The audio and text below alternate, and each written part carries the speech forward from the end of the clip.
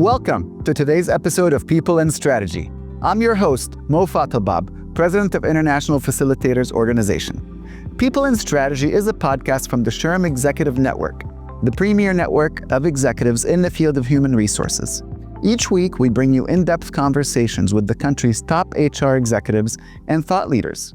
For today's conversation, I'm excited to be joined by Emily Dickens, Chief of Staff, Head of Government Affairs, and Corporate Secretary for SHRM.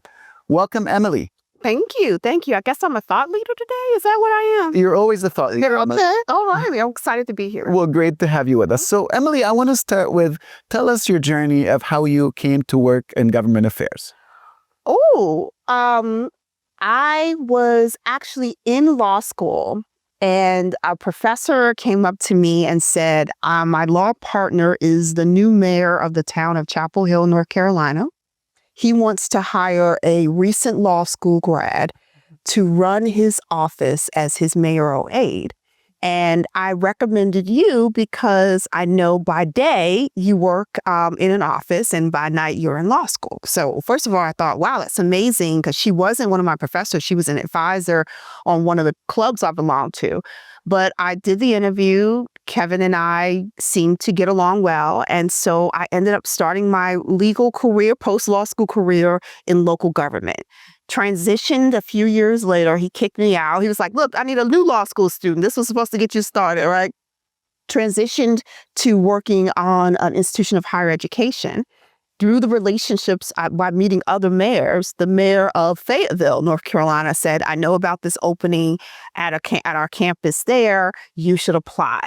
So ended up becoming director of government and community affairs on a college campus. Loved it. Loved that we were 7 miles from Fort Bragg. So military affairs fell under my portfolio too. So I did state, local, and military affairs and community relations. So I got to sit on the local chamber, all those things.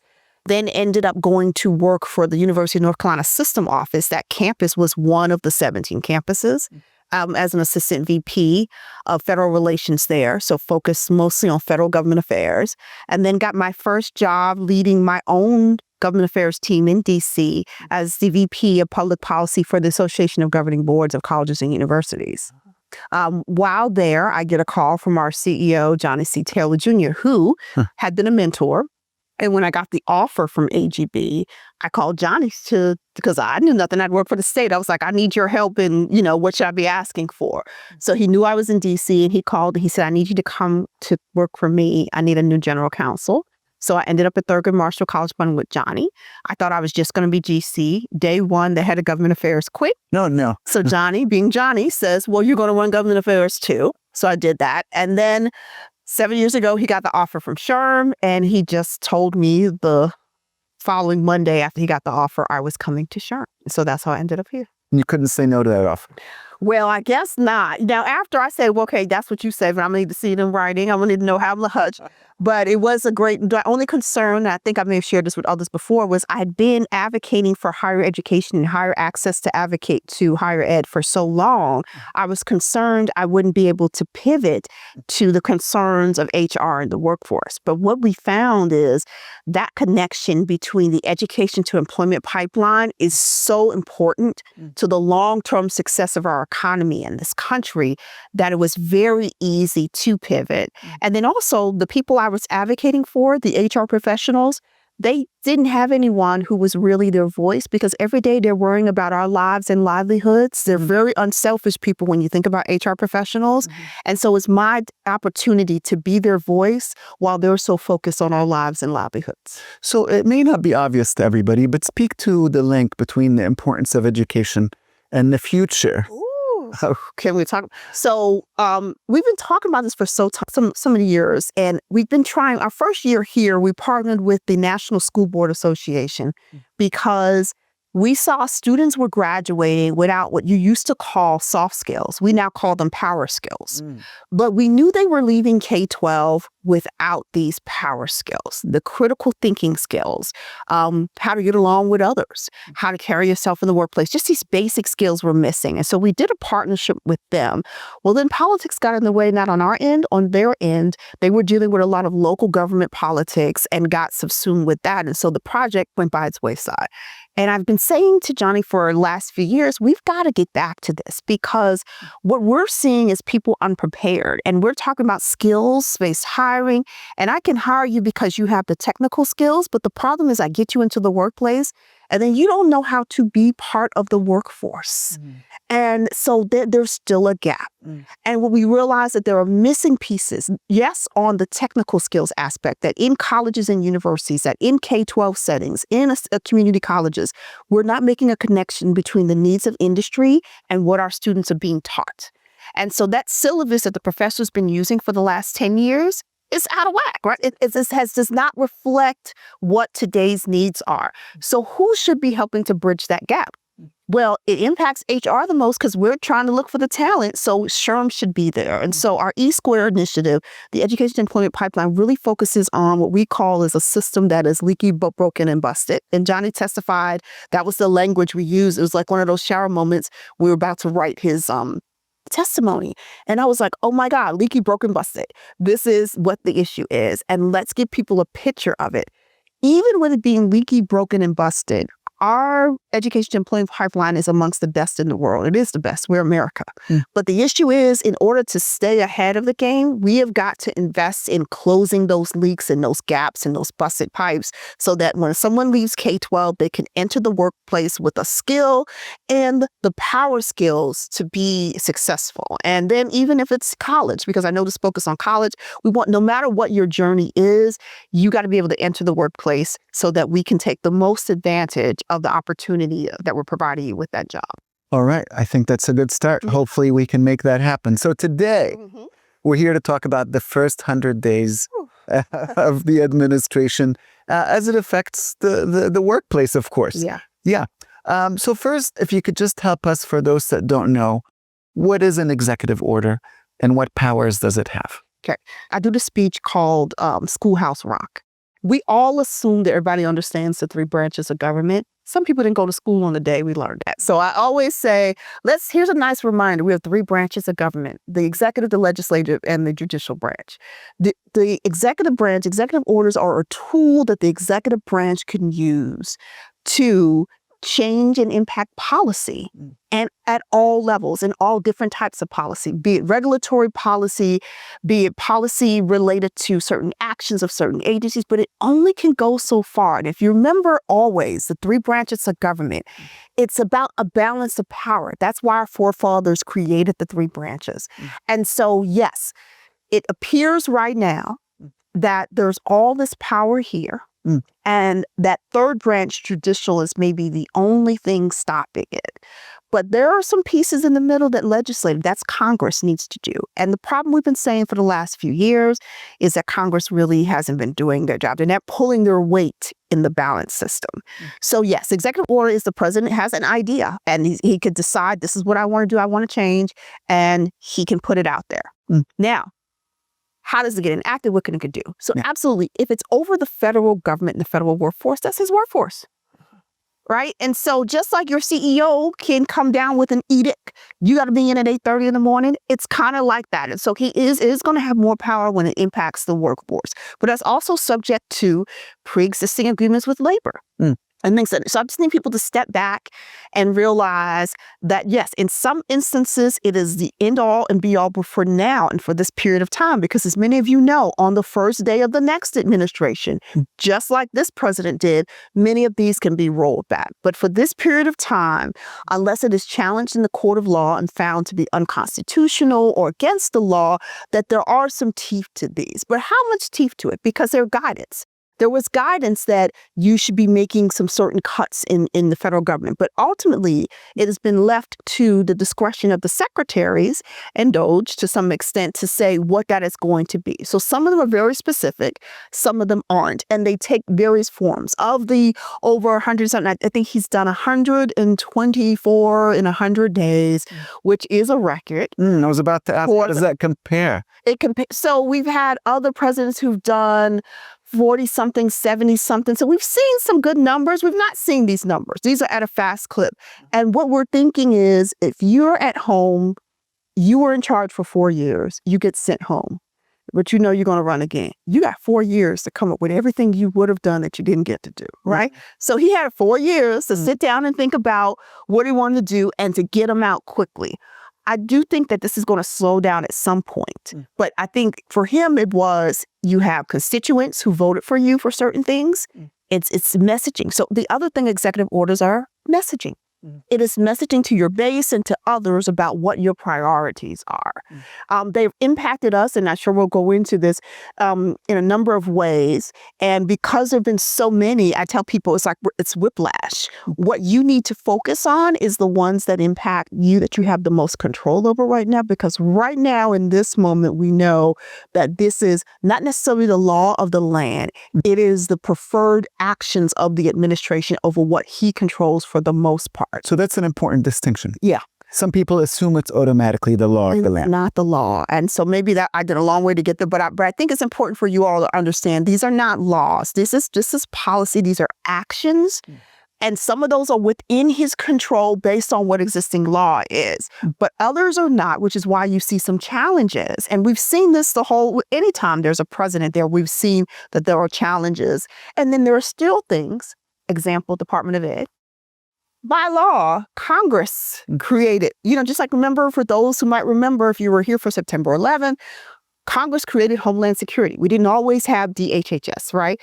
Congress creates these entities. And so ultimately to close it, Congress will have to step in and do something. That's one example. There are other things where Congress can step in, and we just have to wait and see for them to figure out what it is they're going to do. Yeah. So of these executive orders, which are most important?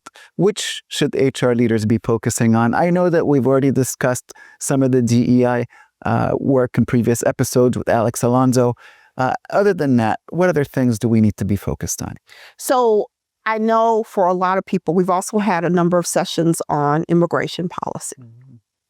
And for my HR people, I did a session on I-9 and we had a couple of our consultants come in for that session.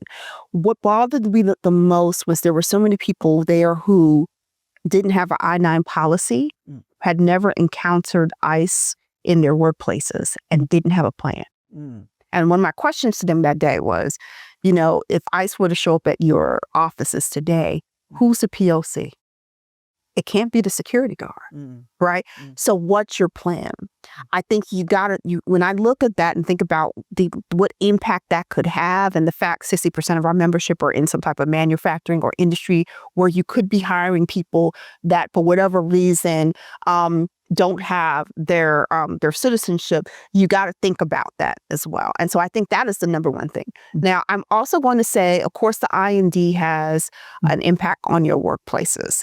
And especially for those who've been very public about whatever their commitment is. We've got to recognize there are workplaces that have been focused on inclusion and diversity for years. What they didn't do is go out and make a public announcement. And they're still doing the good work they need to do to make sure that all Americans have opportunity in their workplaces. So if what you've been doing is within the scope of the current law, then a lot of this IND that we're seeing referred to in these executive orders may not impact you, because some of it is about what the federal government and federal employees can do. So make sure you're differentiating between those things that are specific for federal government and what he'd like to see the private sector do. And if you're a private sector that does business with the government, of course, you've got to pay attention at a different level, because as a contractor that you're relying on that. And we're seeing that across industries. You're seeing higher education institutions who now, they may not be contractors, but they get government grants. So if you're an industry that relies on the government, absolutely, you got to be paying a different level of attention and scrutiny. And we always say, don't stop what you're doing, but, review it and evolve, right? We were always saying that it's a time for you to review and make sure that in your haste to solve some of the problems, social problems in this country within your workplace, you may have gone too far in a direction that right now is not codified within the law. Make sure that you don't find yourself in that situation. But I still say when we're talking about people and talent, those are two of the big things that we focused on with the EOs. So what do HR leaders have to think about, keep in mind in order to be compliant? So first of all, when I talk about the immigration aspect, do you have an I-9 policy? And what is your plan? Should someone come to you and say, we want to see your, because there are two reasons that ICE could come. They could come and with a warrant for your I-9s and your materials, right? Just to kind of check to see if what you're doing is compliant, or they can come asking for a person. Either way, what's your plan? Do you have, we know I-9s became electronic. There was an opportunity to do it electronically. Did you save the back? Did you save all of the reference material? Do you have that? Make sure you do this. Just do a check on anything related to compliance. Now, I know it's a lot, but here's a good opportunity to stop and breathe and say, here's a great project to just really make sure all of your paperwork is in order. Is there anyone who may have submitted to you questionable material who at the time you kind of were like, yeah, right? When's the last time you done background checks? There are some organizations that do it every couple of years. Make sure that you're up to date. And if not, you go ahead and do that now in case something has come up that you didn't know about when the person was hired. So I'll say that. The same thing on your IND is what does it look like in your organization? What has your focus been? What have you been communicating to your people? Are there people within your culture who don't feel like they are seen or heard and you've seen these rumblings? There are ways for you to have open conversations about, are there groups that haven't been getting any attention and they feel like that they're not being heard, they're not being seen? What can we do to make them feel more included? So there's some basic low-hanging fruit that you can do there. And the other thing is, don't feel like you have to be the person to track everything. And whether it's SHRM or something else, your outside counsel, your benefits counsel, whoever it is, there are other organizations you're affiliated with who are tracking what's going on with the executive orders. And the moment there's something comes up that could impact the workplace, they're going to inform you. And then talk to your colleagues on your E-team to see whether, this is something they can help out with or it's impacting their part of the business as well. Yeah. And you have the 3 C's, I believe. Consistency, compliance, and conciseness, right? Keep things as simple as possible. Here's the thing, there's lots of turnover and a lot of people suffer from that in our organizations, as we've seen. And so if you have processes that are dependent on individuals as opposed to just being simple, my husband, who's a K-8 administrator, always reminds me the average person comprehends on an 8th grade level. How simple are your policies and processes so that the average person, if they are called to be the one to lead at any point, can do so?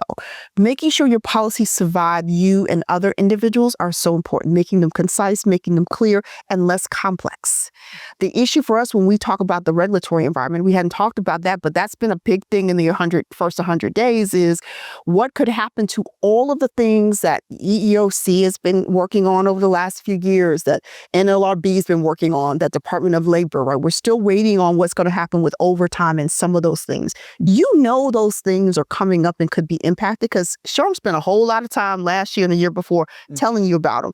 Have you looked at, will you need to be making changes? Are there ways to do it? How can you make your life less complex?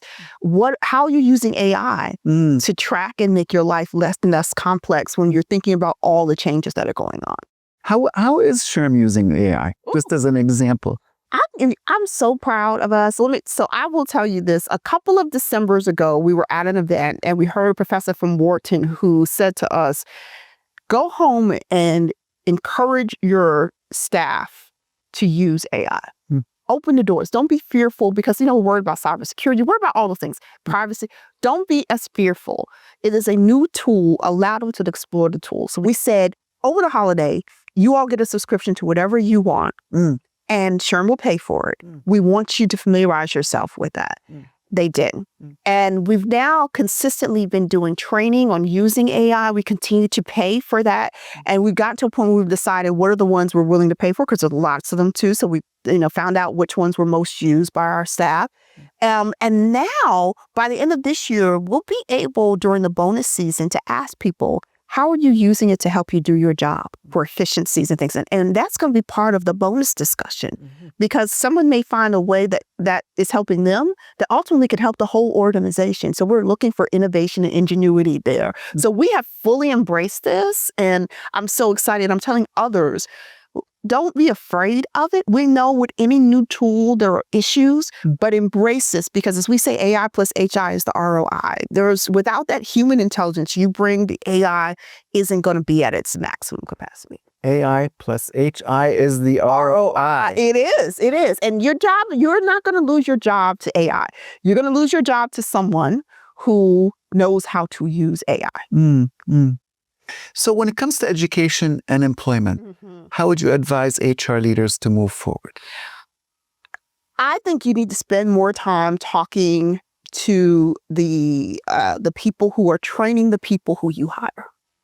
So if you're a local business, and I speak a lot about our small and mid-sized companies because I want you to have the same opportunities as our large companies in a way. So how can we do this at your size and level? Are you engaged locally with the industries, with the schools, with the institutions of higher ed, the training facilities, your workforce development boards? Are you engaged at any level with them? If not, start. Tell them what you need. Federal dollars for workforce development boards. You all hear us talk about WILA a lot. That helps to fund workforce development boards locally. Most of them are at the county level, but there are state workforce development boards. I've been advocating that HR professionals should be appointed to those boards. We actually sent a letter to all 50 governors saying, when you make your appointments this year, if it's not a mandatory seat, make it one or make sure you appoint an HR professional. The problem is that we've got to start connecting at the local level more so they know what your needs are. Where is your industry going in the next few years? Let them know so that they can now, as they're training these people, keep it in mind. Partner with your institutions of higher education. Partner with K-12. Run for school board. School board helps with curriculum. You can add some value there. So I think these are just some low-hanging fruit you can do there, but also be more transparent with your community about what your needs are for training. And then understand that you may have to train.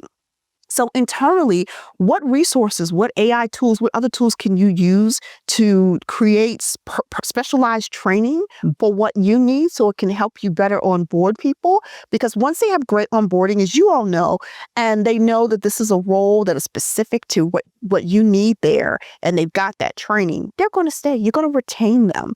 And it's going to take you a short amount of period to get them on board and trained too. So, this has nothing to do with policy. This is like really just, I like to say, basic critical thinking, common sense. Common sense Is how connected are you to the people to whom that you're recruiting? And the more you can get connected to the places and spaces where they're coming from, the better off you'll be in having the talent you need. And as a little Benny, you're going to give back. Oh, yeah. Look, I serve as chair of the board of our board of trustees at my alma mater. I don't talk about anything in my speeches to them but the connection between education and work. I talk about getting jobs. There's the provost is there to talk about the academic programs. The chancellor is there to talk about what she talks about. My job as a trustee, I think, is to say, look, ultimately, I want these students to graduate and to get not just any job, but a job that's going to set them on a path that is going to help with their lives and their livelihoods. And if you're sitting in those roles, I think it's important that you talk about that because I want people to get into jobs, get into roles, and take care of their families. Because ultimately, that's what HR does every day. You help us take care of our families. And we've got to tighten up the link between getting people into jobs and keeping them in those jobs. I love that. So let's talk about state and local. What's happening at the state and local level, perhaps as a result of all the changes that we're seeing? So unlike Congress, state and local legislatures are working. And look, it on one hand, it makes our jobs a little difficult when states are each doing something different. That's the biggest issue for me. Paid leave, as you know, is something that we've advocated for at the federal level. States are tired of waiting on Congress to do something about it, so they've started to do their own thing. The problem is when you're a multi-state organization and the states that your businesses have footprints in are doing different things. So our biggest piece that we're advocating for there is check your neighbor. If you are a state that wants to start looking at paid leave, looking at pay transparency laws, things of that nature. Look at what the other states have done. Learn from that and replicate the things that are working so you make it easier for business to do business. When every state is different, it's hard. That's why we're always looking for federal intervention because you think if you got one rule, it works. And it makes life a little less complex for our HR professionals that have to do this. But I do love that there's a recognition at the state level that something has to be done to assist industry, and they're trying to close that gap. Are they doing it in the best way? Some of these pay transparency laws, as you all know, are cumbersome and too generic. We got them trying to now legislate AI. We ended up in New York a couple of years ago because not their state legislature, but the city council was passing bills about regulating AI. And so that's making our life a little difficult there. But I love that they're talking about it. And the number one thing you all may not think about that I think about is today's state legislator is tomorrow's member of Congress. Mm-hmm. So the earlier you start talking to them about issues and they know who you are and they can use you as a resource, when they make it up here to DC, it makes our life a lot easier when they know about what HR professionals deal with on a daily basis. Well, that really speaks volumes to your experience with legislature. So thank you for sharing that little tidbit. Yeah. So last question. What's your forecast for the next 100 days and what steps can our audience take to be prepared? First thing I'm going to tell you, and I think people are tired of hearing me say this, but breathe. We're not going to solve everything in the next 100 days or the 100 days after that. Focus on what are the 3 or 4 things that are most important to your business right now, and focus there. And leverage your resources, so whether that's SHRM, your outside counsel, or others, to watch the things that could be coming up that could be an issue. But find those things where you become the expert in-house for your organization. Because if you're seated at the right hand of the CEO, you got to be that person that can be the expert about 2 or 3 things that matters to that CEO. Do that. Don't get whiplash. Don't keep, as a new EO comes out every day and you're like this. No, I need you to stay as focused as possible. In the next 100 days, when we think about regulatory issues, we're thinking about the fact that we have an EEOC without a quorum.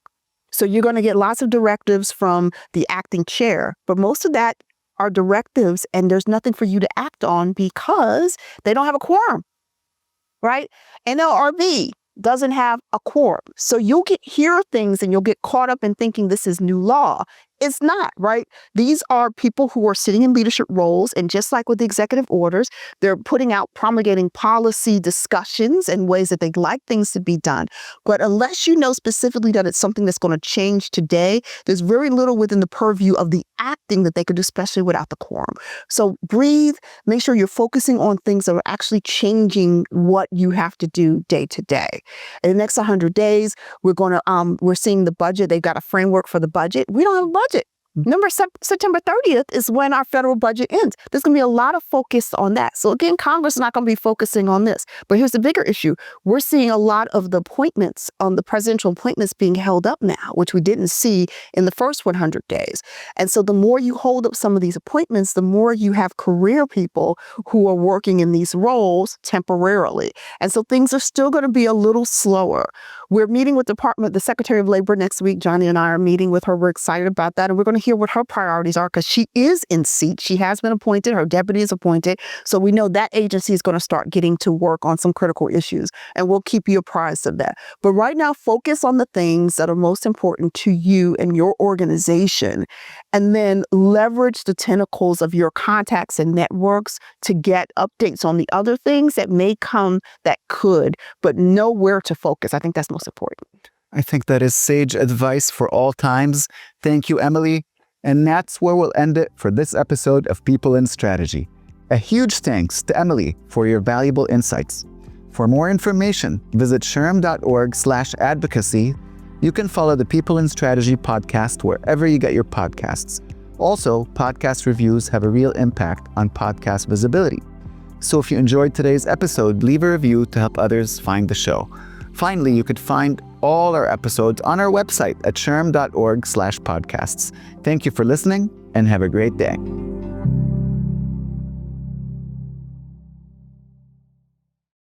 Please note, some of the data points discussed in this episode may have changed since the recording date. SHRM.